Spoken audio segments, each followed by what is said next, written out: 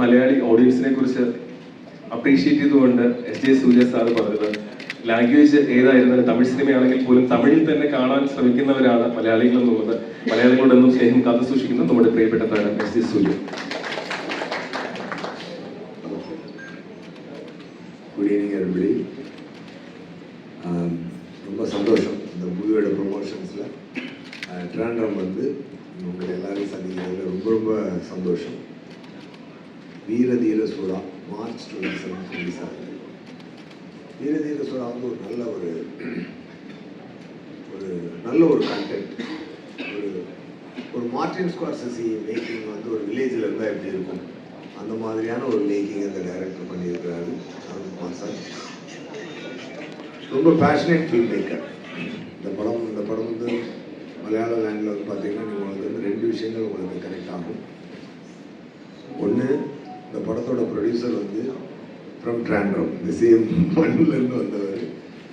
இன்றைக்கி வந்து ஒரு கார்பரேட் கம்பெனிகள்லாம் ஸ்ட்ரகிள் ஆகி படம் எடுக்கும்பொழுது ஒரு இண்டிவிஜுவல் ப்ரொடியூசர் ஸ்ட்ராங்காக வந்து ஒரு இவ்வளோ பெரிய ஸ்டார் காஸ்டிங் வச்சு ஒரு பிரமாதமான ஒரு படத்துக்கு சப்போர்ட் ஆனது. அந்த படத்தை எடுத்து நீங்கள் ரிலீஸ் ஒன்று டேட்டில் ரிலீஸ் பண்ணி அந்த மாதிரி கொண்டு வந்தது ரொம்ப ரொம்ப ஒரு எஃபிஷியண்ட்டான ஒரு விஷயம். ஒரு மலையாளியாக அவர் வந்து இந்த லேண்ட்லேருந்து வந்து ஒரு தமிழ் படம் பண்ணியிருக்காரு. ஸோ நீங்கள் you have to own this film. என்னென்னா எல்லாருமே பேஷன். அவர் சொல்லும்போது சொல்லுவார் டேரக்டருக்கு என்ன வேணுமோ, ஏன்னா டேரக்டர் ரொம்ப நல்ல விஷயம், டேரக்டருக்கு என்ன வேணுமோ அதை பண்ணி கொடுக்கணும் சார் அப்படின்னு சொல்லி ஒரு 15 நாள் மழையெல்லாம் இருந்தது அந்த ஏரியாவில். அதெல்லாம் எவ்வளோ காஸ்ட் வேஸ்ட் ஆனாலும் பரவாயில்ல, அதை பண்ணுங்க அப்படின்னு பண்ண சொல்லி இட் ஸ்டார்டட் ஃப்ரம் தேர். அவர் தான் வந்து டேரக்டர் சாரை கூப்பிட்டு நாங்கள் ஆஃபீஸ்க்கு வந்து கதையை சொன்னாங்க. டேரக்டர் சார் கதை சொல்லும்போது ஃபர்ஸ்ட் ஹாஃப் சொன்னாங்க, சொல்லிவிட்டு செகண்ட் ஹாஃப் இப்படி தான் சார் ஒர்க் பண்ணணும். நான் ஒர்க் பண்ணிட்டேன், ஐடியா இருக்குது, நான் ஃபுல்லாக டிசைன் பண்ணிவிட்டு வந்து சொல்கிறேன் அப்படின்னு சொன்னார். ஃபர்ஸ்ட் ஹாஃப் கேட்டவுடனே நான் முடிவு பண்ணிட்டேன், இந்த படம் கண்டிப்பாக நம்ம பண்ணுறோம் அப்படின்னு சொல்லி நான் முடிவு பண்ணிட்டேன். ஏன் அப்படின்னு சொன்னால் ஒரு ஜெனியூனான நேரேஷன் அண்ட் ஒரு ஜெனியூனான ஒரு அட்டெம்ப்ட், ஒரு டிஃபரன்ஸ் ஃபீல் ஆச்சு, ஒரு இன்ஸ்டிங் சொல்லிச்சு. இந்த டைரக்டர் சூப்பர் டைரக்டரா, இதை மிஸ் பண்ணிடாத ஒரு படத்தை அப்படின்னு சொல்லிச்சு.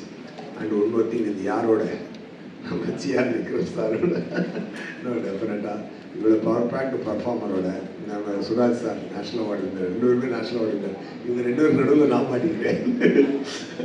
அந்த மாதிரி ஒரு சேலஞ்சிங் பர்ஃபார்மன்ஸ் வரக்கூடிய ஒரு சீக்வன்சஸ் எல்லாம் நிறையா இருந்ததுனால அதை நான் ஒத்துக்கிட்டு அப்போ இந்த டைரக்டர், இப்போ ப்ரொடியூசரை பற்றி சொன்ன மாதிரி இந்த டைரக்டரை பற்றி படத்தை பற்றி சொல்கிறதுக்கு முன்னாடி ஒரு சீக்வன்ஸை நான் கரெக்டாக சொல்லிட்டேன்னா போதும். இந்த படம் எவ்வளோ லவ்வோடு மேக் பண்ணப்பட்டது, எல்லாருமே படத்தை லவ் பண்ணி தான் எடுக்கிறோம். இருந்தாலும் அந்த படம் எவ்வளோ நல்லா லவ்வோடு எடுக்கப்பட்டது அப்படின்னு சொல்லி பார்த்தீங்கன்னா ஒரு இம்பார்ட்டன்ட் சீக்வன்ஸ் இந்த படத்தில் இருக்குது. அந்த சீக்வன்ஸ் வந்து பார்த்தீங்கன்னா ஒரு 16 மினிட்ஸ் ஒரு சிங்கிள் ஷாட்.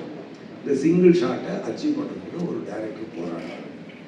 ஒரு 10 days அதுக்கு வந்து ஆர்டிஸ்ட் வர்றதுக்கு முன்னாடி அவரோட ரிஹர்சல்ஸ் பண்ணிக்கிட்டார். அசிஸ்டன்ட் டைரக்டர்ஸ் வச்சு ஃபோன் வச்சு நல்ல பெரிய ஒரு 16 ஏக்கர் ஒரு ஃபேக்ட்ரி, அதில் வந்து ரிஹர்சல்லாம் பண்ணிவிட்டு அதுக்கப்புறம் எங்களை வச்சு 3 days with lights and camera ஒரு 3 days ரிஹர்சல் பண்ணிட்டு and the particular day shoot day வந்துச்சு.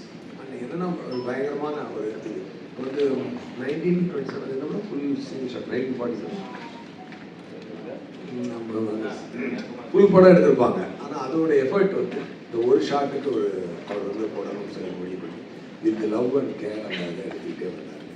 அந்த ஷார்ட் எடுக்கும்போது வீட்டுக்குள்ளே இருந்து பேசி அப்படியே வந்து ட்ராவல் ஆகி வரும்போது ஒரு 5 minutesல நின்றுடும் ஃபர்ஸ்ட் டே. அப்புறம் ஐயோ சரி திருப்பி எல்லாம் செட் பண்ணுவாங்க. அதெல்லாம் செட் பண்ணி திருப்பி இன்னொரு தடவை ஃபுல்லாக பேசிட்டு வந்து ஒரு 10th minute நின்றுடும். ஐயோ திருப்பி செட் பண்ணுறதுக்கு 1 hour ஆகும். அந்த ஷார்ட்ஸ் எல்லாம் ஃபியூல்லாம் ஊற்றி பாம்ஸ் எல்லாம் ரெடி பண்ணி எல்லாம் செட் பண்ணுறாரு. அது முடிச்சு வந்து இன்னொரு 12th minute அப்படி கேமரா டில்டப் ஆகும்போது ஃபைட்டர்ஸ் அந்த க்ரௌடு ஓடணும், அவங்க ஓடலை, அது முடிஞ்சு போச்சு. அதில் போச்சு. இப்படியாகி ஒரு ஷார்ட் ஃபுல்லாக எடுத்து முடிச்சாங்க. ஃபுல்லாக எடுத்து முடித்த உடனே அந்த ஷார்ட் ஃபுல்லாக வந்துருச்சு, 16 minutesம் வந்துருச்சு. ஆனால் அதுக்கப்புறம் பார்த்தீங்கன்னா அதை வந்து அவர் திருப்பி அந்த ஷார்ட் எடுத்த ஷார்ட்டை பார்க்கும்போது பார்த்தா 16 minutes கரெக்டாக கோஆர்டினேட் ஆகிடுச்சு. வெளியில் அந்த பிளானிங்கில் ஆர்டிஸ்ட் வர டைமிங் இதெல்லாமே சிங்கில் இல்லாமல் ஒரு மாதிரி கொஞ்சம் ஆஃப், அவருக்கு இந்த மைண்டில் நினச்ச மாதிரி வரல. அப்போ நைட்டு மணி ஆல்மோஸ்ட் 3:30 3:45 இருக்கும். ஏன்னா 5:20 சன்லைட் வந்துடும், அதோட ஷெட்யூல் பேக்கப். ஓகேயா? ஸோ அவர் வந்து தேம்பி அழுதுட்டார்.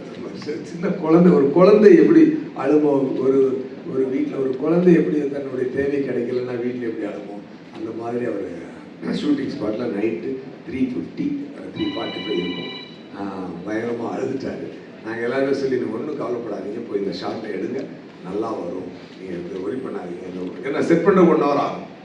5 o'clock 5:20 சன்லைட் வந்துடும், அவ்வளோதான் டைமு. ஸோ செட் பண்ணிவிட்டு எடுக்கிறாங்க. எடுத்து போகும்போது கரெக்டாக அந்த சிங்கிள் ஷாட்டில் எல்லாமே வந்து அப்போது அந்த ஷாட்டு போகிறதுக்கு முன்னாடி நாங்கள் எல்லாருமே நான் கூட ஒரு மரத்துக்கு பக்கம் போய் ரெண்டு மேலே வானத்தை பார்த்து அம்மா இந்த ஷாட் எப்படியாவது நல்லபடியாக எடுத்து கொடுத்துருமா அப்படின்னு சொல்லி எல்லாருமே பதட்டமாயிட்டோம். அப்புறம் லாஸ்ட்டு 5 o'clock எல்லாம் செட் ஆச்சு. 5 o'clock ஷாட் ஸ்டார்ட் ஆச்சு. 5:16 அந்த ஷாட் முடிஞ்சது. டைரக்டர் எதிர்பார்த்த மாதிரி எல்லாமே வந்தது. அது வந்து ஐ ஃபெல்ட் காடே வந்து அந்த ஷாட்டை எடுத்து கொடுத்த மாதிரி தான் நான் ரியலாக ஃபீல் ஆனேன். ஸோ அவ்வளோ எதுக்கு இதை சொல்லுவாங்க, ஒரு இன்சிடென்ட் போதும் அந்த படத்தை எவ்வளோ நேர்த்தியாக அந்த இயக்குனர் எடுத்திருப்பார், எவ்வளோ லைவ்லியாக அந்த படத்தை எடுத்திருப்பார் அப்படின்னு சொல்லிட்டு. இது ஒரு ஹீரோ இன்ட்ரொடக்ஷன் அப்படின்னு பார்த்தீங்கன்னா ஒரு ஜீப்பை திறந்து ப்ரொப்பலர் போட்டு அடித்து காலில் புழுதி பறந்து அப்படியெல்லாம் ஷாட்ஸ் இருக்காது. ஆனால் அதுக்கும் மேலான ஒரு இம்பேக்ட் அது கிரியேட் பண்ணும்.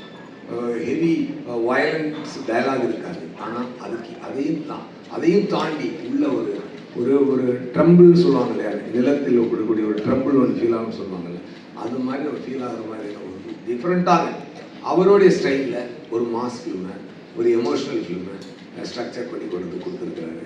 அதுக்கு நாங்கள்லாம் ஆக்டர்ஸாக சப்போர்ட் பண்ணி நாங்கள் கரெக்டாக பண்ணியிருக்கிறோம். இதான் உங்க இவரோட டெடிக்கேஷன், இவரோட இதெல்லாம் பார்த்தீங்கன்னா வேற லெவல்.